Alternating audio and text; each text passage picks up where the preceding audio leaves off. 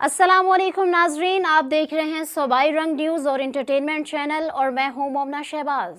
सबसे पहले नज़र डालते हैं आज की अहम खबरों पर।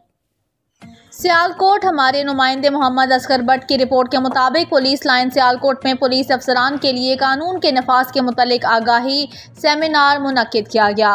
पुलिस लाइन सियालकोट में ऑक्सफोर्ड यूनिवर्सिटी प्रेस पाकिस्तान के इश्तराक से हकूक दानिशमंदाना पर बैरिस्टर मोहम्मद बिलाल हैदर ने पुलिस अफसरान को लेक्चर दिया, जिसमें STPO साहिबान, SHO, तफ्तीशी अफसरान ने शिरकत की। लेक्चर में पुलिस अफसरान को कॉपीराइट्स ऑर्डिनेंस 1962 की कानूनी दिफात के तहत वजाहत दी गई।